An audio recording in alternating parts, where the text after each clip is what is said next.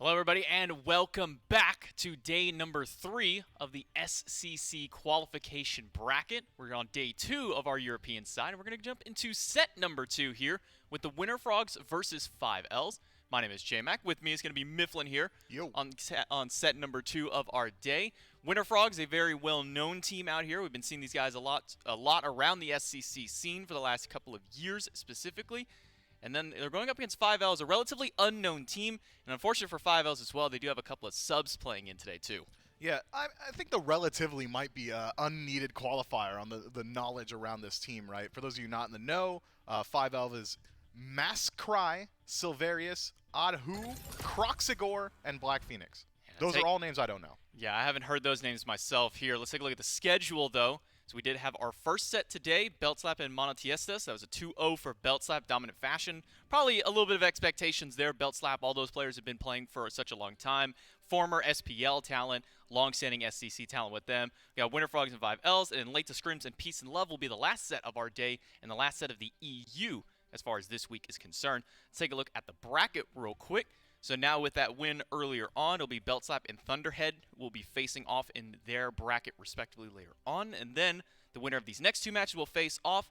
And then you'll see which 8 teams are going to be fighting for their first chance to qualify into the EU SCC. Loser of that goes to the opposite side on the loser's bracket. Now to take a little bit longer to get that chance. Yeah, and you do not want to have to play more Smite. No matter how much we were talking about it yesterday, you definitely want to work your way through the winner's bracket, getting that security for the SCC and the ability to compete later on to maybe line up against some of these SPL boys. Yeah, it's going to be a hard task here for 5Ls. They're going to be going up against the Winter Dogs, some very prominent names on the Winter Dogs roster specifically. You have Kana, Sarpei, Angry, Preds, and Spudio lining out that roster. Did you say Winter Dogs? Winter Frogs. I'm sorry. Let's get it straight, man. My apologies there. Winter Frogs. It trips me up here because we did have the Winter Dogs, but the Winter Dogs are now the Valkyries in the SPL. So kind of taking up the homage to that now. The Winter Frogs hoping for their chance to get a little bit of victory with that name. And this is a squad that you guys should be familiar with. I believe it's the same core of Pandemonium from last year, a team that was very successful in the European SCC. So I've got some pretty high expectations for them here, especially against a, as you said, relatively unknown roster. Yeah, I think really I kind of want to dial into the mid lane here. We've had a huge shift up in the meta as far as the mid is concerned from Season 8 until 9. But when we look at the God pool of specifically Angry in that mid lane on the Winter Frogs, he was already playing a lot of the gods that are meta right now. Specifically, Merlin was one of his #1 go-to gods during most of Season 8. The fact that Merlin is still a prominent god right now in Season 9, wouldn't be surprised if he just decides to opt towards that pick immediately. Yeah, it could be, but you also still have things like the Agni, like the Thoth. I'm going to harp on it every single time we bring up mid because those picks are just so dominant right now. And I think you're right to say that this is a group of boys that have been playing the exact style of drafts that have just now become much more meta. Occasionally a meta will shift and it really does fit your style. I would argue that Winter Frogs find themselves in that exact position. I am really excited to see what it is they elect to play here today. This is a team that I really identify with a more aggressive styling as well. They like to get involved early on. They like to get active on the map, generally around that level 5 mark. And, well, we've seen that the European SEC, when they are doing that, it's been pretty stifling for some of these other teams that like to play a lot slower. Yeah, and this former Pandemonium squad being able to pick up some of the former Elysium members here, specifically with Angry and Spudio making their way to kind of form up with this Pandemonium roster. So when you take 2 of the best teams from the EUSCC in Season 8 and you now combine them into one in Season 9, you got to imagine it's a pretty massive power team coming on here, Mifflin. Yeah, I really am. I think that this is a squad that can finally stack up against Belt Slap. I think that it is very likely that Belt Slap and Winter Frogs find themselves in the European SEC, and no longer will we have that one monolith at the top of the league. I'm expecting this to be a very competitive year. Yeah, and it's going to be more so of a proving ground here for 5Ls that are going to be stacking up against them. Mifflin already talked about the roster earlier, but there are a couple of subs playing in this set specifically. Silverius, the jungler, is actually going to be subbed out for Dioi this time around, and then Croxy is actually going to be subbed out for Tantalizing in this set. So a couple of subs out here is already going to make it a little bit difficult, but the fact that there are a couple of backup players here mean that there is some trust, at least amongst this squad. Yeah, but that is never something you want to do when you're playing against a favorite like this, right? A team like Winter Frogs that has so much name recognition. You want to bring your core roster, the team that you've been practicing with the most, and having one sub, already pretty tough. Having 2 That's going to completely change the dynamic of this team. Communications likely takes a hit. Synergies, god pools, the types of drafts you're allowed to play shift up with the players that you play with as well. So 5Ls, man, it's going to be a tough one. Yeah, it's going to be a hard one, especially when it's the jungle and the support that have been subbed out here, two of your primary shot callers. But let's jump into picks and bans for game number 1 and see how things line out, see what kind of a meta really kind of develops for these two teams. That's always kind of the benefit of being the unknown team, is maybe some of these players don't really know what you want to go for. I mean, we've had teams where we're seeing Respect Thor bans. That was something we saw yesterday against Fails, and we're like, man, Thor, that seems kind of odd, and then we got to see a Thor actually pop off a couple of sets later. So you never know what some of these other teams are going to be bringing out to the playing field. You know, J-Mac, I wasn't expecting the team name to be 5 literal L's. Like, you look behind us, there's 5L''S, and I was like, that's pretty cool. I like that. It's actually just 5 L's, though. That is wild. You just lost the teaming name convention, I think. We've been keeping track of that day in and day out. Which of these squads has the most creative name? 5 L's, you just went down like 3 tiers. 3 tiers? Just 3 whole tiers. 3 tiers. Were they sitting at like A or something like that, and then you're dropping them down to like C tier? They were like A+, now we're like B-. Ooh, man, that's a harsh drop there, Mifflin. But first ban's coming out. Bastet Kleena, maybe one of the more surprising of the bans. We haven't been seeing a whole lot of Kleena as of recent. Seen some solo lane out of her in the past, mostly jungle on this god. And then Thoth and Izanami, no surprise on those two. You were talking about the strength of Thoth, and we've pretty much seen just what Izanami can do, which is just keeping pressure in that duo lane. Yeah. Again, we're playing on the previous patch. It's not the bonus balance that went live last Wednesday, so Izanami still is in that incredibly strong state. Has everything that she had during the SPL plans, and what was that exactly? Infinite pressure, great kill participation, or great kill pressure, rather, and the ability to rotate in towards these neutral objectives and shred them immediately. She's still got all that, which means she's probably still going to see the same level of ban priority. And because we're not on that bonus, Gilgamesh is still just as strong as he was, not going to be receiving some of those damage nerfs that he'll be getting in that bonus patch here on 9.2 at least. Amaterasu, the god who kind of just exploded when this 9.1, 9.2 patch started coming out. The Berserker Shield made these auto-attack warriors so powerful, and Amaterasu was one that a lot of the pros and a lot of the, the Highland amateur teams were like, you might want to keep a sneaky watch on this god. I think she's going to be pretty good. I think she's been pretty good, Mifflin. Yeah, I mean, if you're an auto-attack warrior and Death Toll's in the meta, as is Berserker's Shield, you're probably in the meta as well. That's why we've seen the resurgence of Osiris, Bellona's comeback, Amaterasu has been very dominant recently, and I don't expect that to change until we see some nerfs to sustain available, or maybe some of that survivability early on. Fenrir locked in first for 5Ls, though. Great flex potential. We've seen it in the jungle a couple of times, but for my money, for my heart, I love seeing this pick in the support role. Just has so much pressure, has great kill pressure as well, and more importantly, I think, has the ability to just walk up to these totems, to walk up to these scepters and just steal flowers for free, and then use CC immunity in your ultimate to escape from these sticky situations, or double leaps essentially between Unchained and Brutalize. Really just makes for a highly mobile support. We have been seeing a lot less priority as far as going to steal these flowers now that they're a little less valuable with how much golden XP that they give, now that you take more damage every time that you're stealing those ones away. It's kind of de-incentivized teams from really wanting to stand there and quote-unquote int for flowers at this point, but it is still a very valuable thing. It is still stuff that Serket and Fenrir specifically, those two assassins, have had a lot of strength with around that side of the map. Khepri and Artio for the next picks by the winner Frogs, Persephone, Cerberus, and then Medusa locked in on the side of the winner Frogs. But this Artio pick against Fenrir, it's got to be one of the harder counters in the game for him. She's just got so many answers to every single bit of his kit, right? You can stun out the Brutalize, you can drop the Cripple Field so he loses the ability to jump away from these fights. He really doesn't want to close gap on her in the late game. And you can also just apply healing. It's very easy to use that Druid Stance Surge ability to heal your entire squad, because Brutalize essentially locks you in a place if you're using it on an enemy god. Artio likely going into the soul lane here, though, so if Fenrir is slated for support, it'll be a little while until he has to deal with that pretty tough matchup. Well, we are going to see Merlin as the first pick coming back out, going over to the mid laner. Angry was one of his favorite picks to go back in Season 8, was one of his best performing picks back in Season 8. You called it and like we'll an hour ago.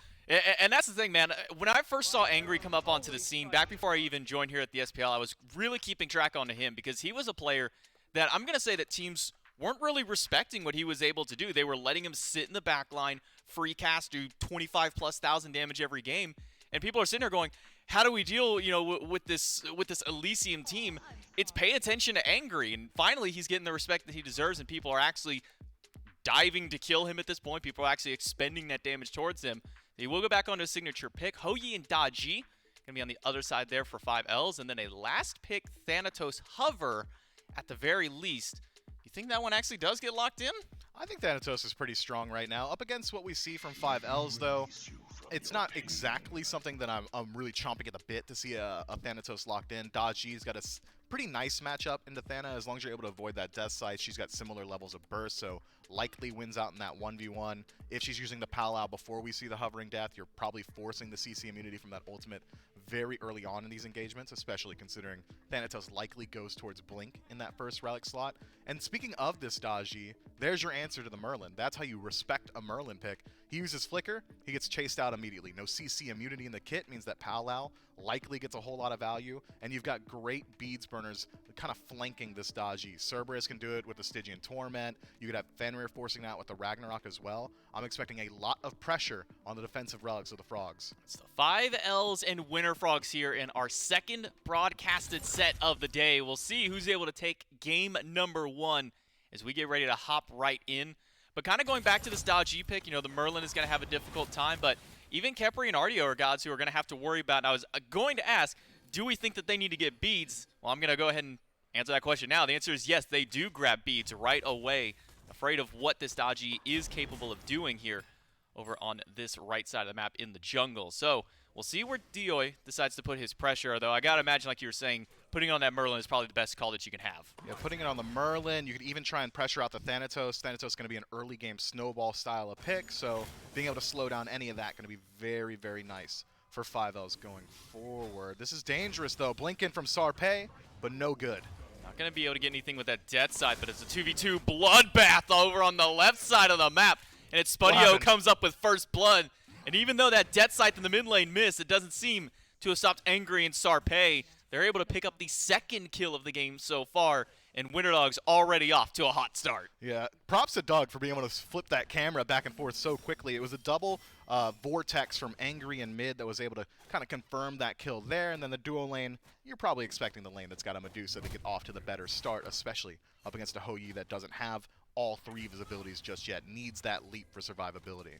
We do have 2 kills now up for Winter Frogs to start this game off, 1,000 gold, and Tantalizing will get pulled by Preds there right away. So this duo lane already off to a great start for the Winter Frogs. Sarpei, like I said, even though he missed that death scythe earlier on, good play out of Angry. I think we panned away from it just as it happened, but he ended up getting 2 people with that pull-in in that arcane stance. It's a good start up here for the Winter Frogs. It's going to get that dual lane going up really quickly. I mean, it's getting Spudio specifically to have that first blood kill means that Crusher can come up very fast. It can, and looking at the relic selection from 5L support, Tantalizing goes for the Bracer in that first slot, the ability to just drop down that mobile ward that gives you additional damage. Doesn't really work out for him, though, does it? No. Damage on Akana, but that Artio moves very quickly in that dash. He'll be able to get back to the tower for now. Sarpei, though, lurking around the jungle, spots Dioi coming over, gets the Death Scythe. Quick beads, though, to get rid of the slow and the potential silence that may have been coming right after. You can already see the damage that a Thanatos can put out early. Yeah, that is exactly what Sarpei wants, man. Just being able to pressure out that Daji and make sure that she isn't able to free farm. Winter Frogs on the other end. Gonna go for a purple buff invade here. Good Hog should have secured it, but at what cost? Tantalizing, close. Will not make it out of there. Great route from the support Preds to make sure that Tantalizing will pay the price. We actually did see that he went back on that last death. He went back to base and ended up buying an extra Hog just because he expected this purple buff to be invaded. A good call by him. Unfortunately, he still ends up dying. Yeah, I think had he used Brutalize to close gap, drops the Hog, and then Unchains to escape, that probably goes a little bit better for him, but using Unchained means that your larger mobility ability no longer available to you. Very easy for this Khepri to lock you down in place, and we know what Spudio is capable of doing at this point in the game. Viper Shot does so much damage, Lacerate does so much damage, and removes some of that healing, and Tantalizing pays the iron price yet again. Winter Frogs up 3-0 at the 3-minute mark, and well, the gold reflects it too. About 1,500 up for themselves, 2,000 XP. Yikes. But Dioi on the way over, level 5 with this Daji. A good jump in there by Tantalizing. But Preds is level 5, Spudio's level 5. Not sure that they want to make that kind of a fight just yet. Massacre a little bit low here under the tower, but not low enough for the execute to go through, so Sarpei will not get any major value out of that hovering dead. Just throwing it out there. But kind of talking about anti-heal, it's something that we don't really bring up nearly as often today because we haven't been seeing this rampant healer meta that we saw kind of towards the tail end of Season 8. But there is a Tainted Steel picked up by Masquerade already in the solo lane. Yeah, I mean, that's just core on Cerberus. You're going to be able to match up some of that sustain that Ardio's got as well. Cerberus going to get a double dip, essentially. Some anti-heal from the item, some heal steal from his passive, and try and at least stay in lane as long as Kana. But considering we've already seen Sarpei in the solo lane twice in 4 minutes, that pressure has really made it hard for Cerberus to hit the ground running. Luckily for Masquerade, he has got the teleport in that first relic slot, so he won't be sacrificing too much farm. Maybe not as luckily, though. Kana picks up beads, so he's got survivability, and he's dominating lane, so it's not even as if he needs that teleport. Tantalizing. Use the Unchained to get in and clear that wave. Has to use the Brutalize to try and get out, but there's just too much damage. Sarpei, Spunio, and Preds pick up another kill. And you can see the effect that having these full Tier 3 items, not even barely 4 minutes into the game at this point, it's already starting to really swing in those damage values. Yeah, man. You got a whole level just about on Sarpei, and he has been getting active on the map, not even looking towards any of the farm. I guess the farm is the enemy gods for this guy. Nice little downtown death site. Secures the kill onto Odd, who had the audacity to walk towards his own red buff, punished mightily for it. And Winter Frogs going for the kill-a-minute challenge right now, 5 at 5. So far, holding on to it. Kana, though, level 7 on this Artio, and over here into the solo lane, the fact that there hasn't been a kill, hasn't been an assist that way for either of these players, that's just much more efficient farm coming out of this Artio so far. And Sona Binding Rush by both of these Guardians, it's something that we kind of looked at the beginning of the week. We saw the buffs that came to it with the extra 5 of each protection, and that seems to have been just enough for it to kind of shift its way into favor for these Guardians. Yeah, both of these guys as well apply that CC so easily. You've got the Paralyzing Spit from Masquerade. You've got literally just about every single one of Ardio's abilities as well, so you're going to be getting the full value of that passive throughout the entirety of this laning phase. Sarpei hovering nearby. It's not a large infusion of defense that Sona Binding gives you, so Masquerade needs to be worried. Tantalizing, eating a ton of damage from Angry. Great CC from Preds holding in place, but No Sarpei shots. is around the corner. A blink death size, and that's another kill for Sarpei. He's Up dead. into the air, but the bleed coming out of DOA will finally put 5 Ls on the board with their first kill. But Sarpei has just been on a rampage throughout this jungle. He has. The entirety of his lanes have been feeling really good about it. Preds uses the beads, tries to connect the abduct. No good, but maybe not needed. Kana is all the way in the mid lane, Why 6 not? minutes in the game. DOA is here, does have the ultimate for the Powwow. We'll find Preds, the only person he should be able to pull into here. We'll grab Kana, though, just as a backup case here. That'll be the end of that engagement. Kill from the solo, or an assist for the solo laner specifically here for Winter Frogs off a very early rotation. You know, Tantalizing's in a very interesting position now. 0-3, his bounty is nearly nothing. He can get as aggressive as he wants, because even if he dies, the opportunity cost is non-existent. He goes down, sure, you spend like 5 seconds in the grayscale, you give the enemies 50 gold. But if he gets a kill, that is a massive swing for his team. And we're not even talking about a massive level deficit. 2 levels in support at this portion of the game, sure, a little bit larger than you would like to see, but considering the value of Ragnarok at this point, I would still like to see Tantalizing just doing whatever he can on the map, continually W-king, trying to find these Ragnaroks, especially considering Preds no beads for 100 seconds, Scarab's Blessing down as well. That should be a target for this Fenrir. We'll see if Tantalizing decides to try and utilize that. But Oh, no. on the other side of the board, one of the best things that Merlin can do is burn down objectives, and that'll happen this time around. Winter Frogs with a 745 Gold Fury in this game. It was already 3,000 gold right before they take that. Now that bumps up to 3,500, tipping nearly 4,000 experience. Went up just a little bit there, but this is a very dominant lead so far the first 8 minutes of this game. Yeah, I mean, we knew these guys wanted to play aggressively. I just didn't know how much. Spunio in some trouble, though. No mana. Gonna get pulled right back into the Powwow. Use the ultimate a little bit early. Preds is here, but Preds does not have that ult. Does not have that beads. Could be an opportunity to grab them with this Ragnarok if Tantalizing rotates into the lane, but they won't do so. A nice pick on this Medusa, though, is already up 2-0. Getting that extra little bit of shutdown bonus will definitely help. It will, and you gotta send Spunio back to base eventually. We'll see how many items he's able to pick up. Just the Balance Blade, so 1 tier on the Light Blade tree up over Black Phoenix. Experience should be down to about half a level. No pressure there, Doug. There's too many kills. We can't keep track of them all. Sarpei has been on tour, 5 affected as of now, and, well, Maskcry just can't have fun. And there's the Ragnarok. Pred stuck in place. Tantalizing will deliver him right to the clutches of Black Phoenix. And that'll make sure that they can get a kill over in that lane. But Angry gets another kill here in the mid lane.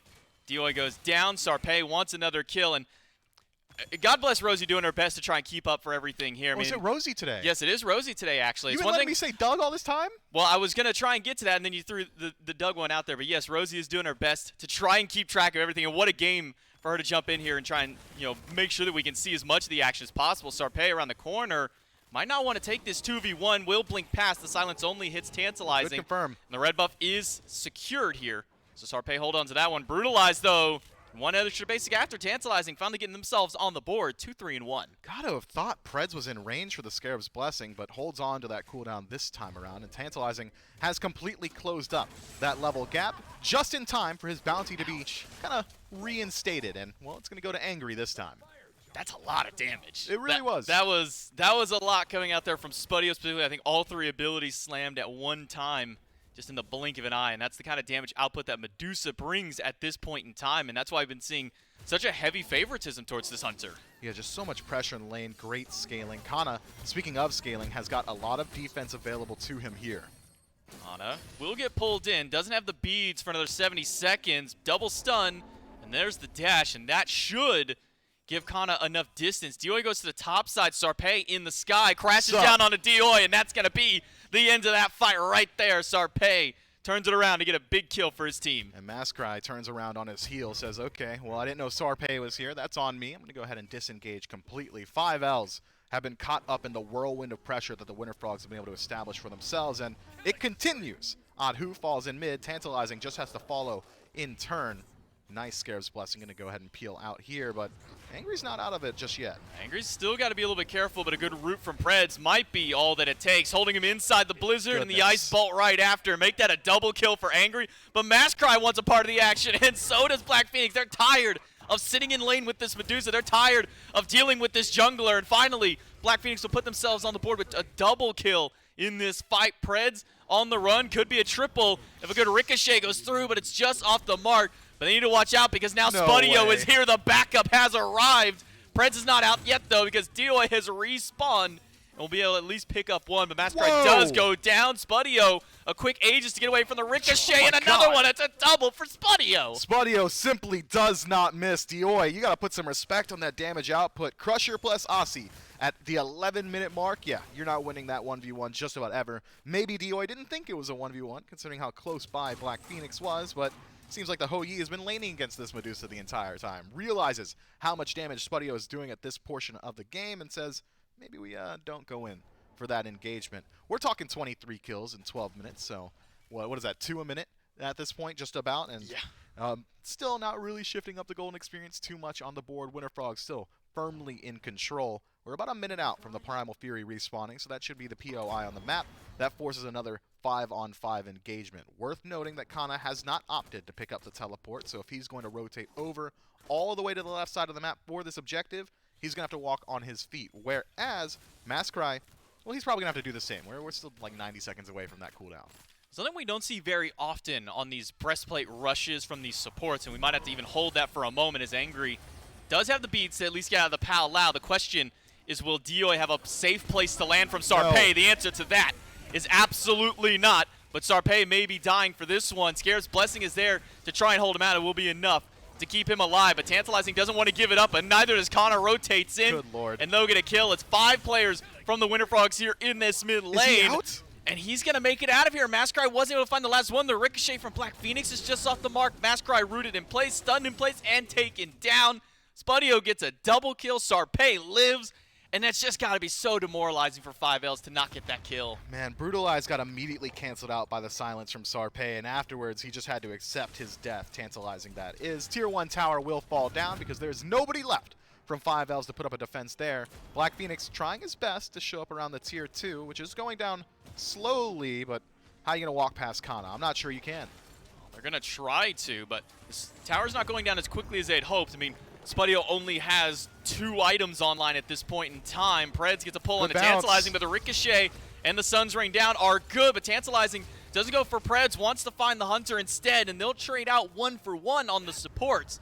but Angry getting another kill puts him up to now 8-2 so far this game, and Dioi cannot catch a break. No matter where he runs, the Winter Frogs will find him. And just in time for the Winter Frogs to go ahead and fall back and pick up a Primal Fury, unless Sarpei's got something to say about it, and it seems like he does. Adhu flies a little bit too close to the sun for my liking. Could have just stayed at that range, but instead keeps it interesting for the fans at home. Does find the kill onto Sarpei, but at what cost? Yet again, the Winter Frogs have got their eyes on the objective. Primal Fury gonna fall down. That makes it that much easier to get subsequent objectives on the opposite side of the map. Generally at the 14-15 minute mark, I wouldn't be willing to talk about Fire Giant, but considering the pace of this game, I don't know, man. Just go ahead, Winter Frogs. Walk on over. Worst case, you force an engagement that you get to take from an exorbitant amount of gold up.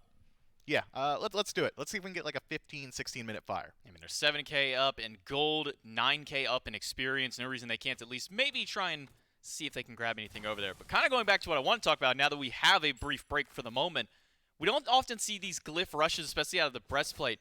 But Preds rushed a breastplate of determination right away immediately after that Gauntlet of Thieves. Very surprising to see a glyph being rushed this early, though. Hey, if you're as far ahead as Preds is, you've got 600 gold to spare, man. You could go ahead and just upgrade it. And you're getting decent value. Breastplate of Determination, I think, is one of the best immediate upgrades that you can go towards, just because you get so much more protections in these team fights. You're really just getting the physical defense from Breastplate on its own, but now he gets to double dip a little bit. Some Magic D coming his way. It's not just going to be the Fury that Winter Frogs want here. Pyromancer will be taken as well, which will continue to add to that already massive detriment in gold. Will make it just a little bit better. Now we're over 10K experience and 8K gold up for the Winter Frogs. And this hill is becoming even steeper for 5Ls to try and climb back in. Sarpei level 15 on the Thanatos. Wants to get a kill, maybe get a revenge shot here on Adhu. They will be able to get into the sky this time. Hovering Death is going to be enough to get them out this time around, but Dioi has something to say about that. Will get the returning kill. Tantalizing picks up Spudio, but Spudio will beat, turn around for the Petrify, take down Tantalizing, Angry, gets Black Phoenix. Dioi doing everything they can to try and keep this alive, try and keep their team in it, picks up the double kill. With a Mass Cry here, Dioi back in the middle of the fray. The Aegis from Angry will spare his life, and they'll finally stop this jungler's onslaught. We'll see if maybe Mass Cry can maintain his own. Blink forward from Preds, not going to hit the mark here, and that was a trade that I think the Winter Frogs did not necessarily need to take, especially Sarpei with a Hovering Death, goes in for the last hit on a guy who is in the center of an ice storm, right, with 1 tick of HP left available to him. But Sarpei says, hey, man, I'm trying to get like a triple-double. I'm trying to get in the double digits in the kill column. Goes in with the ultimate, sacrifices his own life, maybe needlessly so, and at least gives 5Ls a little bit more in their own kill department. 12 now for the Order side. That said, I would still argue the pacing completely favoring the Chaos team. Winter Frogs dominant on the map. Every single kill that 5Ls pick up have been at their own back camps, at their own red buff, with no objectives left on that side of the map to go towards immediately afterwards. So even in finding these small wins, can't transition it into anything in the macro game. Whereas every time the Winter Frogs get a pick, they go to like a Fury, they go to a Pyromancer. Now 17 minutes in, potentially a Fire. Here's how you know that there's been a lot of time on the map for Winter Frogs to do things. Is Preds stole away, I think, like 3 flowers from the Obelisk of 5Ls.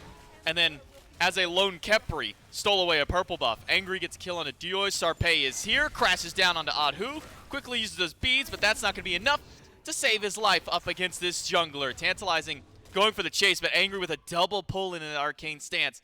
Make sure that they cannot continue that chase on Sarpei. And now, instead, they're the ones turning around to go back for the fight. Preds looking at Mass Cry right now, while Tantalizing being looked at the 3-man core of Winter Dog, or Frogs rather.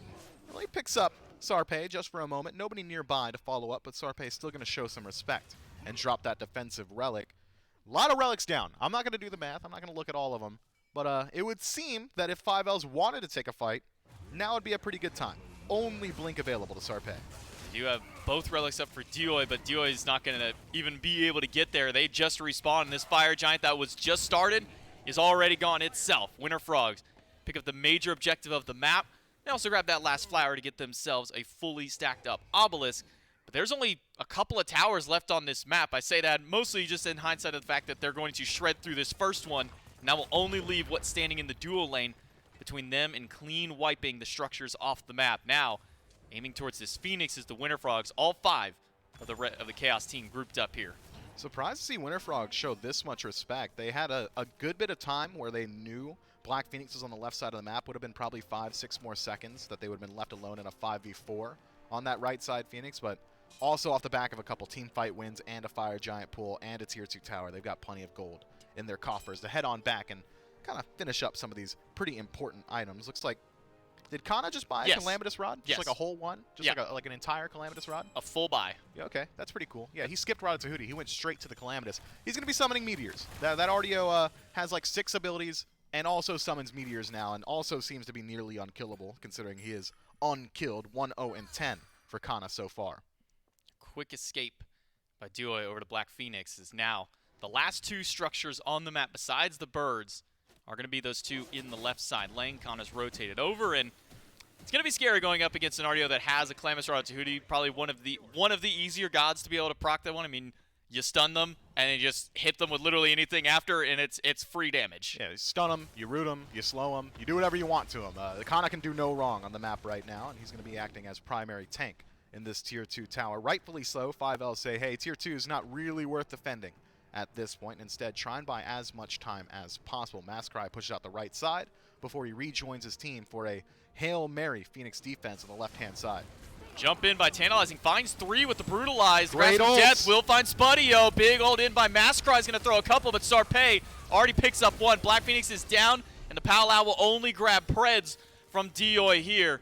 Quick retreat from the Winter Frogs to regroup themselves. Angry took a ton of poke during that fight. He'll have a little bit sustained from that Fire Giant to keep himself up. There was so much CC, but not enough damage from 5Ls. They can try yet again. Maskrai in first, falls down. Adhu, as an afterthought, will fall. Dioi! I mean, I can't even get it back to you, man. They're dying too quickly. Left side, Phoenix goes the way of the entirety of 5Ls, and I don't think Tantalizing can do it. It's going to be a hard defense here for this Fender, especially with no abilities left to his name. All 5 of the Winter Frogs crawl right into the throne room, and they will take this Titan. Not before they at least have a chance to grab Tantalizing, who will go down to the fountain, or at least Preds will go down to the fountain here. Kana tanking up that Titan. 21 minutes in, 31 kills by the Winter Frogs, and 10 of those on the mid laner, 9 of those on the jungler. Dominant performance here out of Winter Frogs. I mean, there's not much to analyze, right? That was a unabashed, just one-sided slaughterhouse of a match, man. I mean, there was no fight back from 5Ls, almost from minute 0. I mean, sure, they have some kills in the column for themselves. I think it was, what, 15 towards the end there? But like 30-some-odd kills in 20-some-odd minutes, that's tough. Yeah, it's not going to be an easy fight here in game number 1. We'll see if they can have a better chance in game number 2, which we'll get to right after this.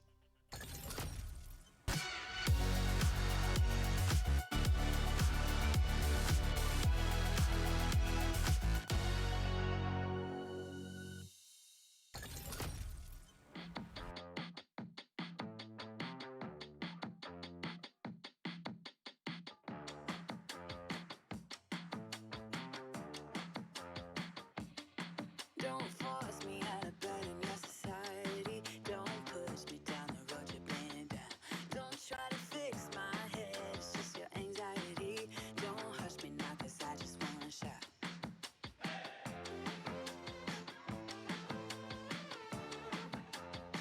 Don't make me dance to the tune that you're humming. No, my body don't move like that. Don't make me pretend I don't see your shortcomings. You'll be running when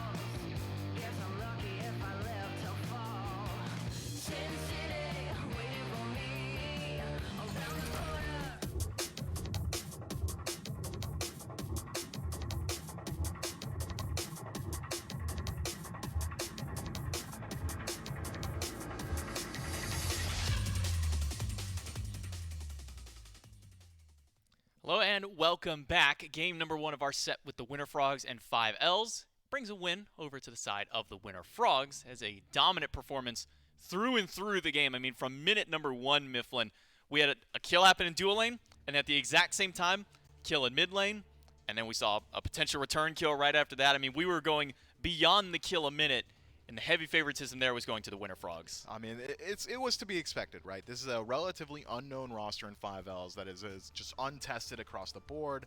They haven't been playing together for nearly as long as some of these guys on the Winter Frogs, and, well, the Winter Frogs having that core of Pandemonium and then picking up some of the top tiers from the European SEC as well.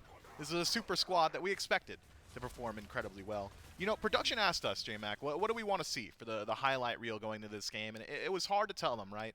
So I said first 17 kills and the last 5. We'll see if they came through for us. Well, so far we have at least the first 3 that are on the top there. Make that 4 with Sarpez. We'll see if that does hold true here. Looks like they skipped a few numbers, though. Now we're at the 17th kill, literally. Yeah, you said you wanted 17. Well, they started at 17 this time around, but I mean, Angry here on this Merlin, he went up 10 kills this game, only a couple of deaths. His jungler Sarpey, also only a couple deaths, 9 kills, I believe, to end out that game. I mean, when this jungle mid synergy of these two, considering that they weren't even teammates coming up until this tournament specifically, just shows that the level of strength that these two players have. Yeah, I would argue it was mechanic stiff for the first portion of the game. Sarpey was walking around like, hey, bet you don't think I'll hit every one of my abilities, and he did every single time. And, well, if Thanatos is feeling himself that much, if Thanatos is able to do that around levels 1 through 7, he's probably going to get off to a pretty nice start for himself, and Sarpey does exactly that.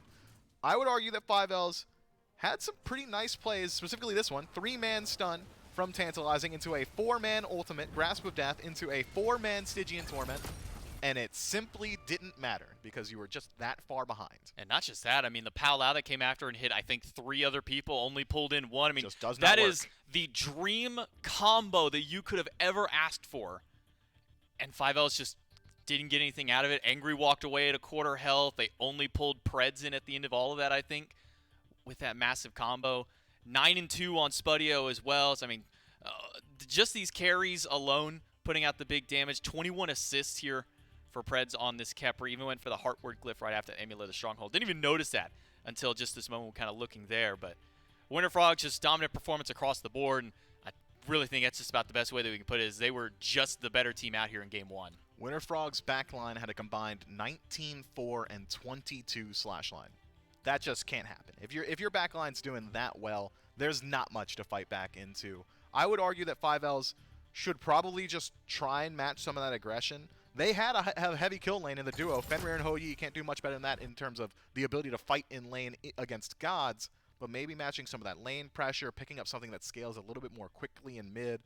Something that can, rotate a little bit easier from the soul lane. It felt like very often Winter Frogs just outnumbered the opposition in some of these team fights. The only way to beat early aggression in Smite is with early aggression. We'll see if 5Ls draft early aggression to match up here against the Winter Frogs. Game number 2, picks and bans are ready to go. Last time around, Medusa, Kepri, or actually it's Kepri, Artio were the first 2 picks out of the Winter Frogs in our first game. We'll see if they decide to prioritize one of those or maybe go for something else as a first pick. Medusa has been so heavily prioritized throughout this draft. Would not be surprised if maybe we saw a little bit of respect thrown her way as far as a ban or a pick concerned. If Frogs don't grab it, it'd be a great pick for 5Ls to take. Well, there's a sad takeaway here for 5Ls just with that first ban. Seems to me that Winter Frogs are keeping their heads on straight. They're not letting that win go straight to the ego, and instead they said, hey, we're here to make it into the SEC, and I don't want any speed bumps on the way. So what was the one piece of the draft that looked good for 5Ls? It was that 6 and 8 Daji. What's the first piece that Winter Frogs take away? It's that 6 and 8 Daji. The Frogs are going to respect ban their own Artio here, not wanting to give that one away over to 5Ls. It will be a Bastet and then a Fenrir ban here. So 5Ls, because they're not in that first pick slot, they don't want to give that god away. Really surprised at the lack of Cirquette so far, because she kind of seemed to be the next go-to assassin support, or just kind of flex assassin to say the least out here. So I'm very surprised with that we haven't seen really any priority towards her yet. I think you're right that she is incredibly strong, especially not having the recent adjustments to her go live just yet. But I will say, I'm going to metagame a little bit here, having some competitive history. When large sweeping changes like that happen to a god, but you're still playing on the previous patch, you're practicing for the future. You're practicing for that next big event. So I wouldn't be too surprised if a lot of these guys have just completely removed Serket from their god pool while they're trying to figure out how she works in the next patch, which is kind of affecting the play on field here today.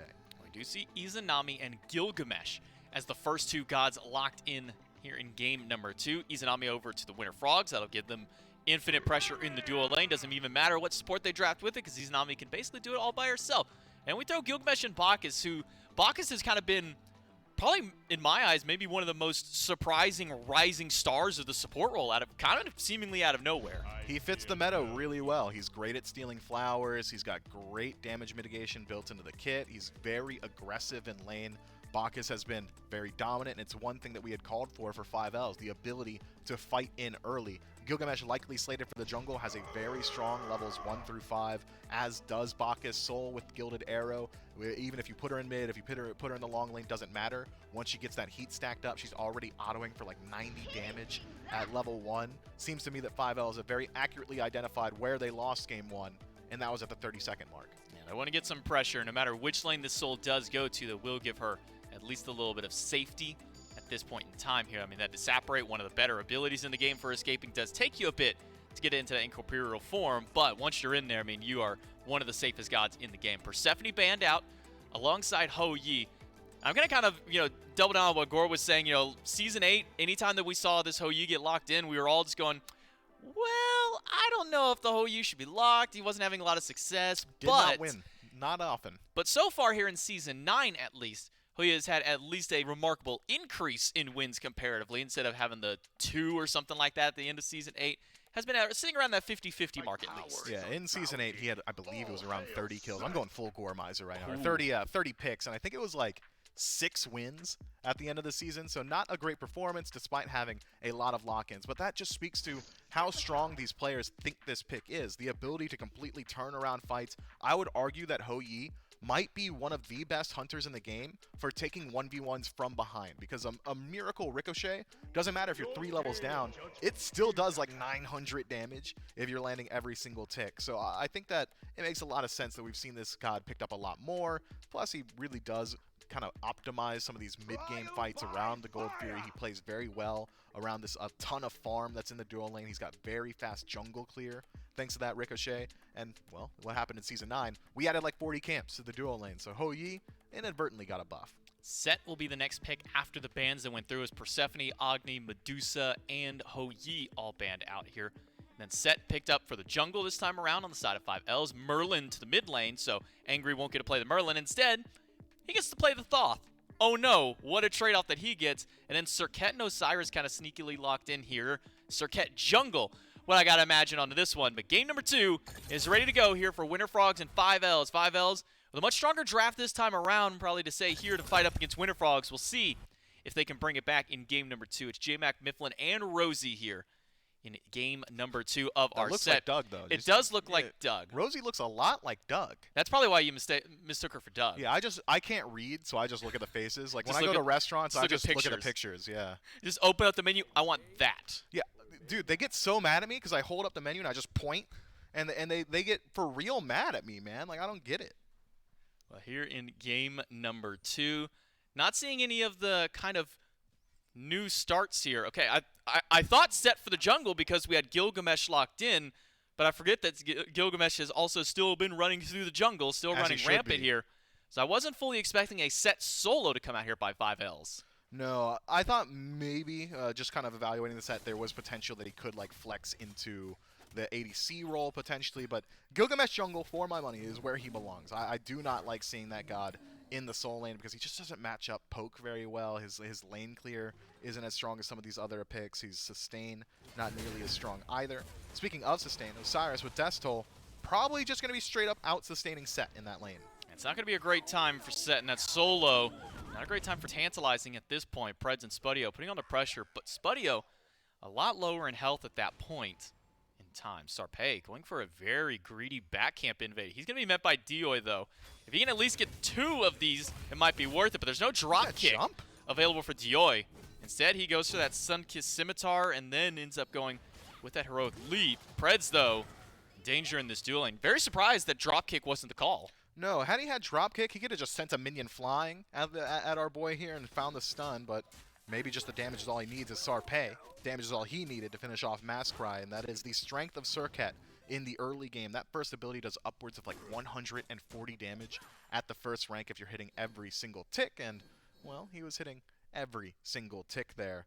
Look, I'm expecting Surket to stay in the meta even once she gets some of these changes to her scaling, but as of right now, this god, incredibly strong, and getting him an early lead, not exactly what you want to see. Preds and Spudio on the back foot here as this Bacchus Soul just putting out a little bit more pressure than Spudio and Preds were really wanting to deal with. They'll be able to go and grab that Alpha Harpy that has now had its new respawn time at 135, so that's the first opportunity they have to really go for it. Now, did have a slight nerf onto when that comes up. A couple of minions stripped away from that camp too, but all still valuable to make sure that you can get that compared to your opposition.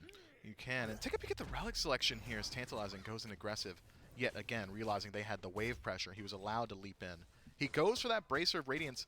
Yet again, I think this is a very interesting pickup. It saves you a lot of gold on wards throughout the early portions of the game. You still kind of get a little bit of that benefit that a Belt of Frenzy would have given you on the lane, meaning that you can clear these waves a little bit more quickly, and it synergizes very well with this Soul. Her damage output with a little bit of additional power, we're talking like upwards of 100 damage per auto attack early game. You've got about 700, maybe 800 HP on some of these carries. 7 or 8 auto attacks come quickly. Angry picks up a solo kill in mid lane against Adhu, and that's going to be not so fun on the side of 5Ls. They wanted to go back here for this red buff invade. They were successful in sealing that one away, but now can they make it out? Sarpei went for a speed buff steal on the top side of the map because they saw where everybody was on the side of 5Ls, and now that Sarpei has joined in with Angry and the rest of the group, Preds is in danger, pops the Frenzy. He won't stay alive, but that final judgment out of Angry will make sure that Dio also does not get to stay alive. Dash in with the evade and punish, and Sarpei to finish the kill. 4 up already for the Winter Frogs. The exact same lead that we saw at the 3-minute mark just about last time around, man. Winter Frogs have just chose their aggression incredibly well, but this time it was the 5Ls who grouped up and tried to go for those oracles, tried to make something happen on the map, and they were punished for it immediately. I hope that doesn't demoralize them, though, because that's your only way back in. We get to see the solo kill that Angry put up. Missed that evade and punish. Eats a little bit of damage from the fire that aggroes the minions against Adhu. And then Angry just gets to free cast those hieroglyphic shots right back at him. A great punishment up against that Merlin. And that's one thing that people got to remember is minions do still hurt in the early game, even if you are level 4 or 5. I mean, you saw those minions were hitting for like 8 to 10 damage each one on those archers, and that stacks up very quickly. It does. Those archers are deceptive killers, but maybe not as much of a killer as Angry there, who I think put up like 80% of his HP bar with just like one rotation of abilities, and he had not even backed up until that point. Still has not 2 kills to his name. This, though, likely just going to completely finish up that Sphere of Desolation. Once he does head back to base, giving him additional CDR and pen, meaning that Adhu, who has to get a little bit closer to waves than a Thoth would, is going to be taking poke just about every single time. Yeah, it's never fun going up against a Thoth. No matter what mode Full you're stop. playing, he is one of the worst gods to play up against. I would maybe argue like Discordia in other game modes is probably the most annoying thing to go up against. Okay, well, Nox. I wasn't going to give the obvious answer of Nox, but Okay, sure. my bad. Nox, yes, definitely Nox here. But Black Phoenix, once that Disapparates come up just in time, so that last breath poison will not get the killing blow. And that's one of those big benefits that Soul has. But now a little bit of revenge here over in the solo lane as Maskery teams up with Duo to pick up Kana, get 5Ls, another kill on the board, at least bring themselves now 2 up on the board. It seems like Winter Frogs have made the decision to only go back to base in a body bag. Kana had not returned just yet, so should have a fair deal of gold to spend up whenever he so chooses. I believe he's going to be able to finish up that Berserker Shield entirely and teleport himself back to lane. So even in falling down, is going to show up incredibly strong. Whereas on the other end, Maskcry goes for a slightly more unorthodox build. It's the what should be likely a Rune-Forged Hammer in that first slot. Going to give you a little bit of infusion of HP, going to give you a little bit of power as well, but you're not taking boxing matches up against a Berserker's Death Toll Osiris. It's not going to be fun, but at least getting a kill to your name will at least mitigate some of that there, because Kana was starting to get a bit of a lead in that solo lane. And even coming back will still be at the very least even here, so it makes it a little bit harder for Masker, who hasn't gotten that item up. 2,000 gold, though, and 800 experience up for the Winter Frogs. Not quite the lead that we saw last time around. Is around 3,000 or so gold hitting this point of the game in game number 1.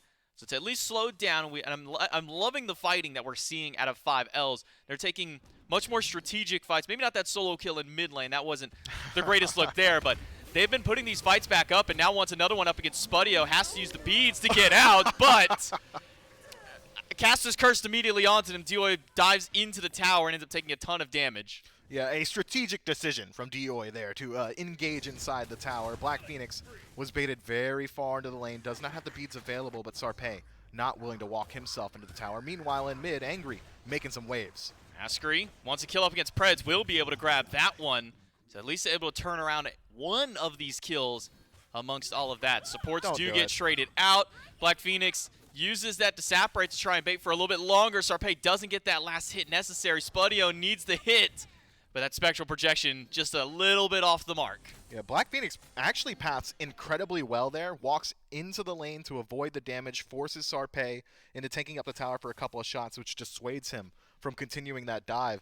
That was as nearly to perfect play as you could expect from a Soul in that scenario. I think that was just about the only line of play where he gets to maintain his life. Strategic play coming out of the Hunter player this time around. Sure Keeps themselves alive at the very least. May not have gotten a kill, but doesn't die, and you can't really ask for much. That's a win. You can't ask for much more. I improvement. guess you can only ask for a kill to be more than that, but staying alive in these situations, strong here out of Black Phoenix, they at least maintain some of that gap that's starting to explode here in this duo lane, a level up for both support and Hunter on the side of Winter Frogs. Yeah, call him GLaDOS because he's still alive. Come on. Come on. No Portal fans here? Come on. I played Portal 2. I didn't play Portal 1, but I played Portal 2. Well, then you should know the song. It's been like 10 years since I played Portal 2. No gamer recall, J-Mac. It's been like 10 years since I've played that game. I think the last time I played Portal 2 was before I started playing Smite. Fair enough. Spudio gets engaged on, but Spudio takes just about no damage from the Bacchus himself. Four-man core of 5Ls, trying to chase out an Izanami, unsuccessful in doing so. But again, it's that aggression on the map that has kept this game a lot closer in Game 2. 5Ls strategically placing their aggression, but Winter Frogs have the rotation back in. And Sarpé, well, he's found Mass Cry. The Mass Cry was going to make it out, but Angry has other plans. An ultimate onto Tantalizing will spell a double kill for the mid laner, and this Thoth now up 5-0-1, 8.5 minutes into the game, and this is not a position that you want to be on any team going up against a fed Angry, who picks up a nice little triple kill with the help of Sarpé. Sorry, not 5-0-1, 6-0-1 now on the mid lane Thoth. 2 levels up, should be able to finish that Divine Ruin pretty quickly, or even the Gold Fury just as quickly. 5Ls have got vision on this, the Oracle Vision just now wearing off, so Black Phoenix is privy, but maybe just out of position. Does get rooted out, has to use the Separate early, but doesn't get a chance to get to it. Gold Fury should be going down here to the Winter Frogs. Tantalizing will be a little bit late to stop this one. Dioy tries to get a kill up against Sarpé, but with the help of that Interceptor, maybe dissuading Dio from wanting to make that dive. Man, just outclassed, outplayed, and outsmarted around that Gold Fury this time around. The Winter Frogs pick up the objective and a couple more kills for their trouble. Preds dropped low, tries to reaggress. Sarpé, no HP, no problem, because Angry's here, and Spudio, credit for the kill. 5Ls, just conveyor belt here, just walking in one at a time, and can't do that against the Winter Frogs. Look, if we walk in one at a time for everybody, that's 5 chances to get a kill, versus if we all go in at once, that's only 1 opportunity to get a kill here. But we get to look back in the third-person perspective of Angry, who picks up that triple kill, and Sarpé, I mean, just going on a chase across here. I mean, it's just a bloodbath across the map around this mid lane. Adhu doesn't even get a chance to sit under tier 1 tower because Angry's 3 levels up. Sarpé a level or 2 up at that point is just doing whatever they please. Each tick of Hieroglyphic Assault doing about 280 damage. Let's round that up to 300, so 900 if he lands every shot. And I'm pretty sure Adhu has like 1100 HP at this point. Well, he's got 0 right now, to be more specific. Preds picks up a kill on Ganesh. Yeah, that was a solo kill. That was just Preds' damage that got a kill there. That'll happen to you. Not too many times do we get to see a Ganesh kill. It's something maybe we can ask Gormizer to pull up and see if he's got the info on how many Ganesh kills we have here. Spudio in danger. Black Phoenix just off the mark with the Supernova, a little bit too far away. Spudio tries to turn the fight back around, but a nice stellar burst out of Black Phoenix will shut down the Hunter. And this Soul is even in experience with Spudio on the other side. Both dual laners sitting at level 11 right now, but what are the Winter Frogs doing? Objectives. Yet again, every single time 5Ls find something, they lose something else. Okay, I thought it was like a near 100-0 kill that Preds got. I mean, still, the fact that he was able to get a kill doesn't feel great, but he was only at a 3rd health at that point through, but Preds getting a kill there. I am curious, what the overall KDA is on Ganesh in general, just in any kind of competitive setting here. Because this is the second time this weekend that we've now seen Ganesh get a kill. Man, you got a laptop in front of you. You look up the spreadsheet. Look, man, I'm gonna be it's hard to navigate. Yeah, I'm gonna be honest. I haven't fully learned how to navigate through this giant spreadsheet of information. Gormizer is insane with how fast he can pull that kind of stuff up, and Kana's insane with just how much damage and how little he does not care about how many people are over here. And now that he's got his buddy Pred sticking by, this should be a turnaround kill, but a quick beads and a teleport out by Mascree. Oh, no. Would have been enough to get him out, but unfortunately Angry once again has other plans. It'll be level 14 on the Thoth. Oh, Spudio no. gets a kill on the other side of the map. Sarpei grabs Tantalizing, and that's 4 players killed in this bloodbath on the map. 12 minutes in, 17 kills for the winner Frogs. And, well, we might be making that 18 here. Angry standing inside and soaking up the entirety of the fire. Needs one more auto, but doesn't even want to use the auto. We'll throw one hieroglyphic shot and get the kill. Adhu nearly turns around that engagement, though. Was at least able to force the Aegis off of Angry, so maybe somebody else can rotate in and finish him off. Nope, Dioi's not allowed to walk past his own red buff because Sarpei is there.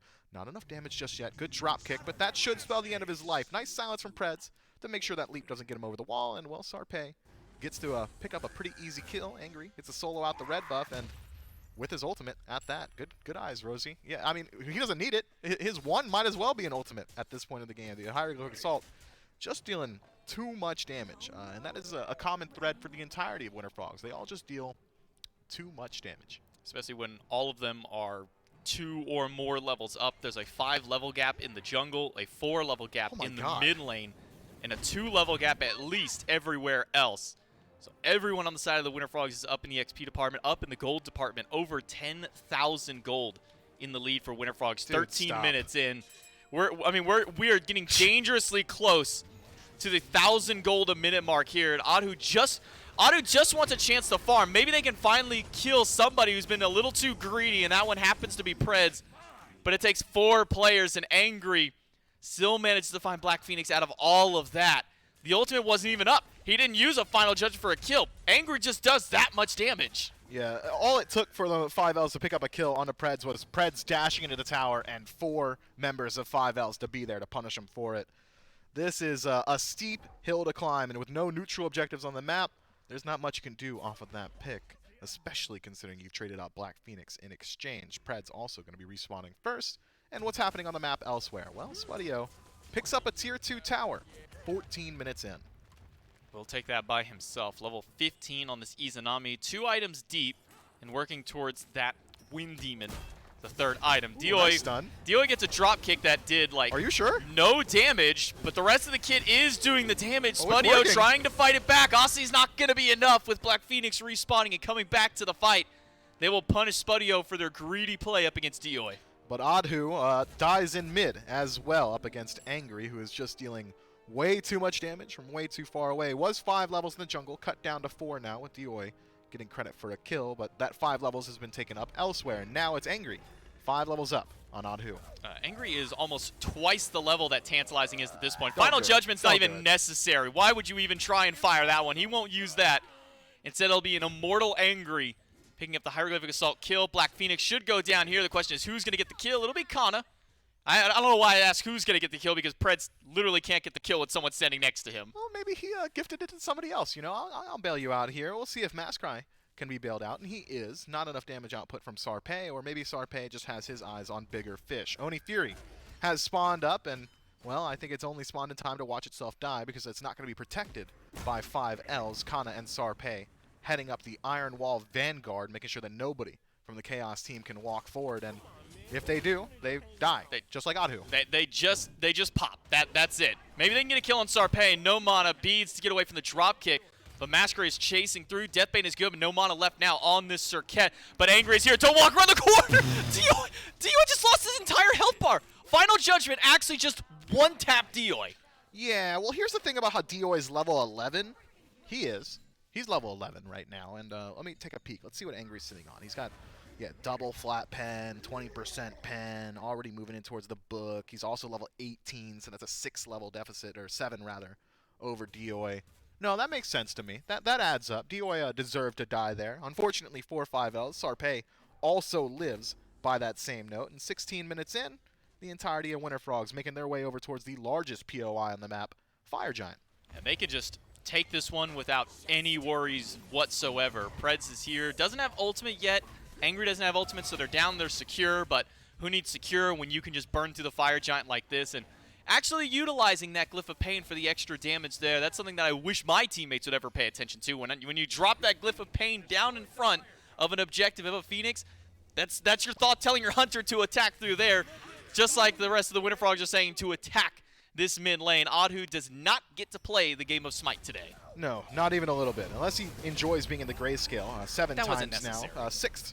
6th for Doi as well, man. The Winter Frogs are just on a tear. Tantalizing going to try his best to buy some time, I suppose. I wouldn't have walked up to this tier 2 tower had I been him, but may be able to turn it around if the stun connects. It does not. So tier 2 tower mid goes down. Tier 2 in right falls down as well, and well, the right side Phoenix, before I could even shift my attention over towards it, has already been removed from the map. Winter Frogs, they're dominating. They're bullying.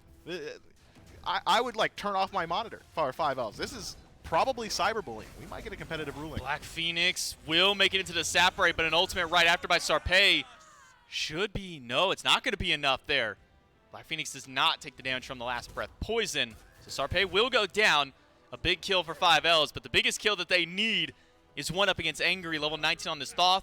Mid Phoenix is gone, 14-0. I wonder what the largest kill streak is without a death in competitive. I think the most number of kills is like 21 or something like that in a game. I wonder what the biggest one with. Me. I don't think so. Oh, okay. I know that we saw E-Chrome hit 20 or 21 last season. He doesn't hit these. You miss these every time. Well, he has to get away from that one, otherwise Tantalizing was going to stop it, but Tantalizing only stops the bigger damage number. He didn't stop the small ones that was coming from Angry here. Belly Flop will get him out. Mastery able to juke out some of that damage. Final Judgment going to ring through, but just off the mark. Oddhu's life spared by that ultimate, but not spared by the rest of the Winter Frogs. They will march right in. 3 on 5 Ls to defend, but what are they going to be able to defend against? There's just too much damage. Titan down to a quarter health. Tantalizing doing their best to hold them off. They do get a kill up against Kana. But the Winter Frogs at the end, 18.5 minutes with another 31 kill game, but in even quicker fashion. Apologies to the cameraman, Mike. He had to stand back up immediately. Didn't even have time to finish his lunch. That game was so quick. Congratulations, Winter Frogs. Looked like that one was a hard-fought battle. If you guys are 5Ls fans, don't worry. They can go down to the losers bracket. Yeah, it's going to be a long climb for them in the losers bracket here. Winter Frogs with a dominant performance in game number 2. Angry just literally getting to do whatever he wanted this game on the Thoth. If you were ever wondering why Thoth is in the meta and how good Thoth is, that's probably the perfect display right there. I don't know. I feel like any god's going to look good at like 15-0, right? Like that's just going to be the case. But he did it from further away than every other god in the game. That is true. Game number 2 is done. We're going to take it to a quick break, and we'll come back right after to break down the set.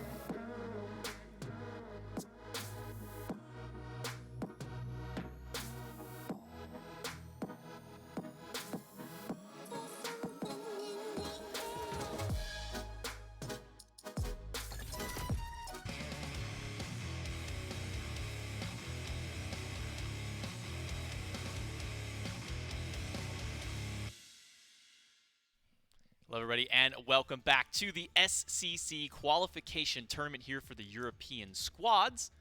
Set number 2 is done. Game number 2 of that set concludes with another 31 kill game out of the Winter Frogs, matching what they were able to do in game number 1. Were they However, both 31? They were both 31 kills, Mifflin, so they totaled 62 kills in like 40 minutes of play, I think, total. Yeah. Good for them. Good for them. Who'd have thunk? Not me. I mean, with a squad like this one that the Winter Frogs put together, gotta expect some big damage numbers coming out of them. 5Ls, unfortunately, not able to stand up to the SCC veterans, and especially up against Angry this time around. 14-0 to end the game on this Thoth.